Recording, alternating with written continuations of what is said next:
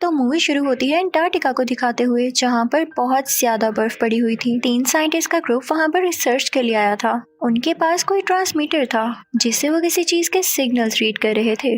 अचानक से वो लोग देखते हैं कि सिग्नल्स बढ़ने लगे हैं। वो लोग काफी हैरान हो रहे होते हैं कि तभी वहाँ से बर्फ नीचे गिरने लगती है और उस जगह में एक स्पेस बन जाती है, जिसकी वजह से उनकी गाड़ी भी उसके अंदर चली जाती है। अब ये लोग बर्फ में फंस चुके थे और अपनी हेडलाइट ऑन करते हैं तो देखते हैं कि इनके सामने स्पेसशिप है। ये लोग काफी परेशान हो जाते हैं और इनको बाद में ट्रैक करके रेस्क्यू कर लिया जाता है। ये लोग यहाँ पर एक रिसर्च सेंटर में काम कर रहे थे और ये लोग किसी दूसरे मुल्क से आए थे। इस रिसर्च सेंटर में दूसरे मुल्क के भी लोग थे जो कि यहाँ से और भी कई चीजें डिस्कवर कर रहे थे। अब ये तीनों साइंटिस्ट इस रिसर्च सेंटर के डॉक्टर के पास जाते हैं और उसे सब कुछ बताते हैं कि हमने स्पेसशिप देखी है। तो वो डॉक्टर इनसे कहते हैं कि फिक्र नहीं करो, हम कुछ साइंटिस्ट और एक पैलेंटोलॉजिस्ट को भी बुलाते हैं। पैलेंटोलॉजिस्ट वो होता है जो कि पास्ट लाइफ के रिमेन्स को स्टडी करे। अब यहाँ पर कुछ साइंटिस्ट और एक लड़की केट को बुलाया जाता है जो कि पैलेंटोलॉजिस्ट थी और ये सब मिलकर अब उस जगह पर जाते हैं जहाँ पर इन्हें स्पेसशिप दिखाई दी थी। वहाँ पर इनको और भी लोग मिलते हैं और वो सब मिलकर उस जगह जाते हैं जहाँ पर वो स्पेसशिप थी। वो उसके अंदर जाकर देखते हैं तो वो तो बहुत एडवांस थी और इतनी ज्यादा बड़ी थी कि कोई सोच भी नहीं सकता था कि यहाँ पर ऐसी स्पेसशिप हो सकती है। जब केट बाहर आती है तो उसे जमी हुई बर्फ के अंदर एक क्रिएचर दिखाई देती है जो कि काफी ह्यूज थी, लेकिन वो कोई मूवमेंट नहीं कर रही थी। हो सकता है कि वो भी कई साल पुरानी हो। केट वहाँ से रिसर्च सेंटर जाती है और वहाँ सबको बताती है इस क्रिएचर के बारे में। वो कहती है कि बर्फ में जिस जगह एक क्रिएचर है, हमें उस क्रिएचर को बर्फ के साथ ही अपने साथ लाना होगा और उसे यहाँ लाकर हम उस पर रिसर्च करेंगे। क्योंकि वो पैलेंटोलॉजिस्ट थी तो वो पता लगा सकती थी कि कितने साल पुरानी है और ये कैसी क्रिएचर है। अब अगले दिन कई ज्यादा लोग उस क्रिएचर को अपने साथ लेने आते हैं और फाइनली उसे बर्फ के साथ ही रिसर्च सेंटर में लेकर आया जाता है। वो वाकई में काफी ज्यादा ह्यूज थी। अब केट उसे देखने लगती है तो उस रिसर्च सेंटर के डॉक्टर कहते हैं कि मुझे इसका एक पार्ट चाहिए या मुझे इसका एक टिश्यू सेल दे दो, मैं इस पर खुद से भी रिसर्च करना चाहूंगा। तो केट कहती है कि नहीं, ये रिस्की हो सकता है अभी, क्योंकि ये क्रिएचर इस दुनिया की बिल्कुल नहीं है। कोई सी क्रिएचर भी नहीं है और कोई दूसरी क्रिएचर भी नहीं। ये किसी दूसरी दुनिया से आई है और हम बिल्कुल नहीं जानते कि हमारे लिए हार्मफुल है या नहीं। तो पहले मुझे इस पर कुछ एक्सपेरिमेंट्स तो करने दें। तो वो डॉक्टर केट से बहुत बुरी तरह से बात करता है कि रिसर्च सेंटर मेरा है या तुम्हारा, तुम इसका क्यों कर रही हो। तो केट को ये बात काफी अजीब लगती है और वो कहती है कि वेल, अब मैं क्या कह सकती हूँ, ठीक है। लेकिन वो जानती थी कि ऐसा करने से कोई ना कोई नुकसान जरूर हो सकता है। अब हम देखते हैं कि उस डॉक्टर ने उस क्रिएचर का एक टिश्यू सेल ले लिया था और अब उस पर वो कुछ एक्सपेरिमेंट्स करने वाला था। दूसरी तरफ हम ये भी देखते हैं कि उस रिसर्च सेंटर में उस क्रिएचर की बर्फ पिघलने लगती है। जब रिसर्च सेंटर में से एक आदमी वहाँ पर जाकर देखता है तो उसे वो क्रिएचर काफी अजीब लग रही होती है और तभी वो क्रिएचर बर्फ को तोड़ते हुए वहाँ से भाग जाती है। वो आदमी ये बात सबको जाकर बताता है तो सारे लोग उस क्रिएचर को ढूंढने लगते हैं, रिसर्च सेंटर के अंदर भी और बाहर भी। जैसे ही वो बाहर जाते हैं तो देखते हैं कि उनका डॉग काफी जख्मी है और यहाँ पर उस क्रिएचर के अलावा तो कोई भी नहीं आ सकता। तो यानी ये क्रिएचर का ही काम था। तभी वो क्रिएचर वहाँ पे दोबारा से आ जाता है और वहाँ पर केट का एक दोस्त खड़ा होता है, यानी वही साइंटिस्ट जो उसके साथ आया था। वो क्रिएचर पहले तो अपना टेंटिकल उसकी बॉडी के अंदर घुसाता है और फिर उसे निगल लेता है, यानी स्वैलो कर लेता है और इसकी वजह से सामने खड़े साइंटिस्ट पर खून के कुछ कतरे गिर जाते हैं। उसकी तबीयत काफी खराब होने लगती है और वो बाकी लोगों को भी वहाँ पर बुलाता है। सब कहते हैं कि ये क्रिएचर तो हमें नुकसान पहुँचा सकता है, तो वो फायर गन से उसको शूट करके मार डालते हैं, जिससे वो क्रिएचर पूरी तरह से जल जाता है। रिसर्च सेंटर के डॉक्टर कहते हैं कि हमें इसकी बॉडी की ऑटोप्सी करनी चाहिए, हम पता लगा के रहेंगे कि ये क्रिएचर कहाँ से आया और है क्या। अब केट ऑटोप्सी शुरू करती है। वो लोग जब क्रिएचर को काट रहे होते हैं तो उसके अंदर केट का दोस्त होता है। जाहिर है क्रिएचर ने उसे निगल तो लिया था, लेकिन उसके स्किन पे कोई असर नहीं हुआ था, बल्कि उसकी स्किन तो और ज्यादा थिक हो रही थी, जैसे कोई नई स्किन उसकी बॉडी पर आ रही हो। क्रिएचर की बॉडी से केट को एक रॉड मिलता है तो सबसे कहती है कि ये किसी का है तो नहीं। तो वो सब बताते हैं कि जिस आदमी को क्रिएचर ने अपने अंदर निगला, ये रोड उसके फ्रैक्चर्ड हाथ में था। तो केट काफी हैरान होती है कि फिर उस क्रिएचर ने ये रोड कैसे उसकी बॉडी से निकाला। केट उस क्रिएचर के कुछ सेल्स लेके उसे माइक्रोस्कोप में देखने लगती है तो उसे पता चलता है कि ये क्रिएचर तो डेड है, लेकिन केट के जिस दोस्त को उसने अपने अंदर निगला वो उसके सेल्स यूज कर रहा है और उसके सेल्स पर अपने सेल्स की कवरिंग दे रहा है, यानी उसके सेल्स को अपनी तरह बना रहा है। वो इस बात से काफी डर जाती है कि हो सकता है ये क्रिएचर उसके दोस्त की बॉडी को यूज कर रहा है और उसको जिंदा करके ये खुद पावरफुल होके वापस आ जाए। अब वो आदमी जिसके मुंह पर खून के कतरे गिरे थे उसकी तबीयत काफी खराब होने लगती है तो 3 और लोगों को उसके साथ हॉस्पिटल भेजा जाता है। वो सब हेलीकॉप्टर में जा रहे होते हैं। उसी दौरान केट वॉशरूम जाती है तो उसे कुछ मेटल पीसेस मिलते हैं, वैसे मेटल पीसेस जो कि डेंटल सर्जरी में दांतों में यूज होते हैं। और साथ ही उसे बाथ टब में बहुत ज्यादा खून दिखाई देता है। उसे आहिस्ता आहिस्ता सब कुछ समझ आने लगता है। वो सोचती है कि ये अजीबोगरीब क्रिएचर जिसके सेल्स को यूज करना चाहे तो उसकी बॉडी में कोई मेटल बर्दाश्त नहीं करता, यानी मेटल उसके प्रोसेस को रोक देता होगा। अब जो 4 लोग हॉस्पिटल जा रहे थे वो पहले वॉशरूम भी यूज करके गए थे, लेकिन केट को ये नहीं पता था कि उनमें से कौन इन्फेक्टेड है।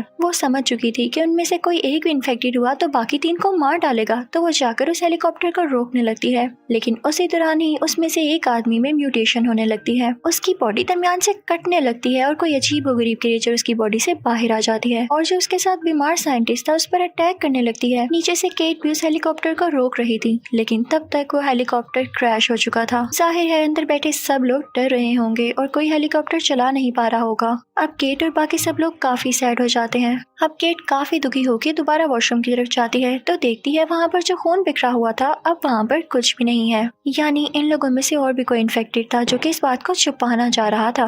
केट बाहर जाती है और सबसे कहती है कि मैं जानती हूँ कि हम में से कोई ना कोई इन्फेक्टेड जरूर है, लेकिन एक दूसरे का ख्याल करते हुए हम एक दूसरे को ब्लड सैंपल्स देते हैं और टेस्ट करते हैं कि असल में इन्फेक्टेड है कौन, और हम उसको किसी अलग जगह पर रखेंगे और उसे ठीक कर देंगे। वो सब कहने लगते हैं कि हमें इस जगह से बाहर जाना है। तो केट कहती है कि क्या हो गया है आप लोगों को, अगर हम बाहर गए तो बाकी लोग भी इन्फेक्टेड हो सकते हैं और इस चीज पर कंट्रोल पाना बहुत मुश्किल हो जाएगा। हम लोग एक दूसरे को ब्लड सैंपल्स दे रहे हैं और कुछ नहीं सुनना मुझे। जैसे ही मीटिंग खत्म होती है तो एक लड़की केट के पास आती है और उससे कहती है कि मैं जानती हूँ कौन इन्फेक्टेड है। वो एक लड़की का नाम लेती है, लेकिन केट को उसका बिहेवियर काफी अजीब लगता है और उसे उस पर शक होने लगता है। तभी उस लड़की की बॉडी खुलती है और उसमें से भी एक अजीब सा क्रिएचर बाहर आता है, यानी वो लड़की झूठ बोल रही थी और वही असल में इन्फेक्टेड थी। केट खुद को डिफेंड कर रही होती है, लेकिन वो क्रिएचर और वो इन्फेक्टेड लड़की उस पर बार बार अटैक कर रही होती है। तभी वहाँ पर केट का साथी आता है और फायर गन से उसे भी जला देता है।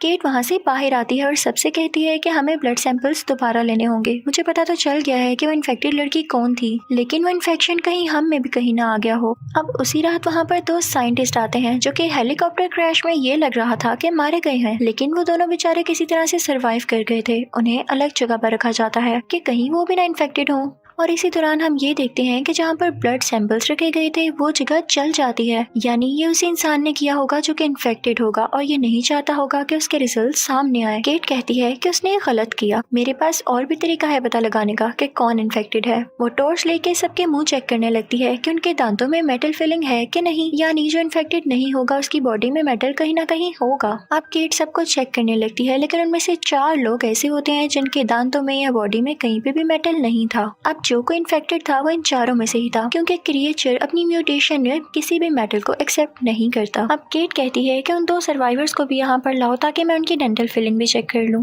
उन सर्वाइवर्स में से एक का नाम सैम था। जब वो लोग उन सर्वाइवर्स को वहाँ से लेने के लिए जाते हैं तो वो लोग वहाँ पर नहीं होते, वो वहाँ से भाग चुके थे, यानी उन दोनों में से कोई ना कोई इन्फेक्टेड जरूर था। लेकिन तभी उधर एक साइंटिस्ट उन दोनों को देख लेता है।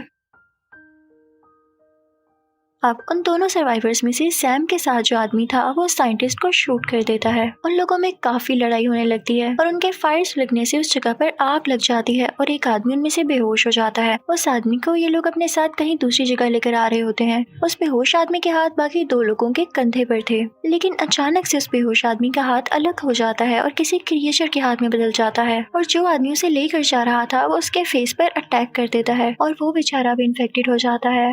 यानी इन लोगों में से कोई एक इन्फेक्टेड नहीं था, बल्कि कई लोग इन्फेक्टेड थे जिनका इन लोगों को पता भी नहीं था। अब उस बेहोश आदमी की पूरी बॉडी ही क्रिएचर में बदल जाती है, उसके कई टेंटिकल्स निकल आते हैं और वो क्रिएचर उन 2 सर्वाइवर्स में से एक सर्वाइवर को जो कि सैम का साथी होता है उसको मार देती है और फिर वो बढ़ती है केट के साथी की तरफ और उसकी बॉडी को अपनी बॉडी के साथ मिला लेती है। केट काफी डर जाती है और वही फायर गन लाती है और उस क्रिएचर को चलाने की कोशिश करती है, लेकिन वो क्रिएचर काफी फास्ट हो चुका था और वहाँ से फौरन से भाग जाता है। फिर केट वापस आती है और जो इन्फेक्टेड लोग थे उनको जला देती है, यानी जिन पर क्रिएचर ने अटैक कर दिया था। इस रिसर्च सेंटर का डॉक्टर काफी डर जाता है और वो एक जगह पर छुप जाता है, लेकिन वो क्रिएचर उसे ढूंढ लेती है और उस पर अटैक करके उसे भी मार डालती है। अब सिर्फ 2 लोग बाकी बचे थे, एक केट और एक सैम जो कि सर्वाइवर था।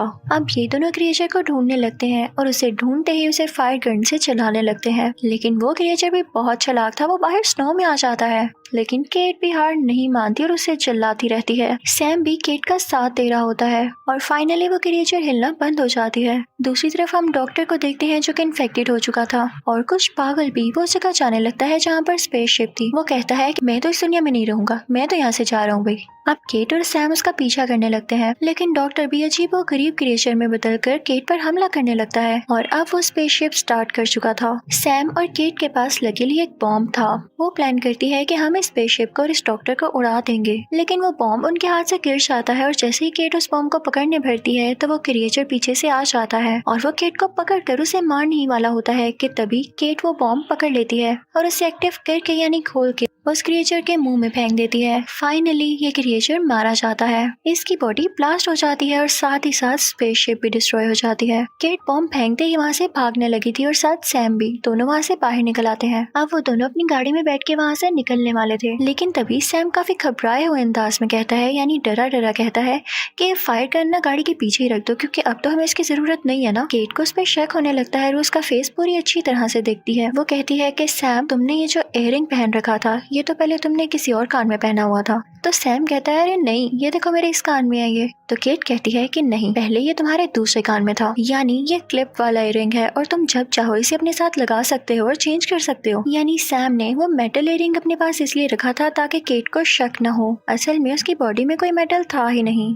और सैम भी इन्फेक्टेड था, शुरू से ही इन्फेक्टेड था, लेकिन इसने ये बात केट से छुपाई कि कहीं ये भी मारा ना जाए और अगर अब ये दोनों गाड़ी में साथ चले जाते तो ये लोग वहाँ के लोगों को भी इन्फेक्टेड कर देते। इसलिए केट दिल पे पत्थर रखकर उसे फायर गन से आग लगा देती है। सैम जल रहा होता है, लेकिन उसकी बॉडी से उसी क्रिएचर के चीखने की आवाजें आ रही होती हैं, यानी कंफर्म वो इन्फेक्टेड था। केट दूसरी गाड़ी पकड़ती है और वहाँ से चली जाती है। यहाँ सिर्फ यही एक सर्वाइवर बची थी जो कि इन्फेक्टेड नहीं थी, क्योंकि वो बहुत ज्यादा वाइज और चालाक थी। मूवी के आखिरी सीन में हम देखते हैं कि वहाँ पर कोई हेलीकॉप्टर आता है चेक करने के लिए कि वहाँ कोई और सर्वाइवर तो नहीं। तो तभी हम देखते हैं कि जो आदमी हमें लग रहा था कि मर चुका है वो अभी भी जिंदा था, वो भी सर्वाइव कर चुका था और यहाँ इसलिए छुपा हुआ था कि कहीं वो क्रिएचर बाहर ही ना घूम रहा हो। जब उसे बाहर से आवाज आती है तो अपनी गन लेकर बाहर जाता है और हेलीकॉप्टर के दोनों पायलट्स की तरफ पॉइंट कर लेता है। वो उनसे कहता है कि अपने मुंह खोलो और मुझे दिखाओ कि कहीं मेटल है तुम्हारे पास, यानी वो ये चेक कर रहा था कि कहीं ये लोग इन्फेक्टेड तो नहीं। कि तभी हम देखते हैं कि वो डॉग जो जख्मी हो चुका था और मर चुका था वो फौरन से उठकर भागने लगता है, यानी वो भी इन्फेक्टेड था और क्रिएचर ने उसे अपने साथ मिला लिया था, यानी वो डॉग अब इन्फेक्टेड था और एक क्रिएचर में बदल गया था। वहाँ बचा सर्वाइवर उस डॉग को शूट कर देता है और फाइनली अब यहाँ पर कोई इन्फेक्टेड इंसान या कोई एनिमल नहीं था। इसी के साथ ये मूवी यहीं एंड हो जाती है। Thank you for watching.